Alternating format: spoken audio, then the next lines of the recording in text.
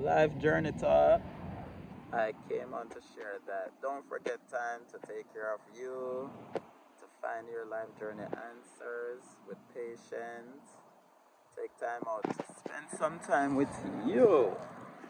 Either nature walk, whatever you love to do, find clarity and take care of you. Taking care of you is top tier, should be first and should be the top priority in your life.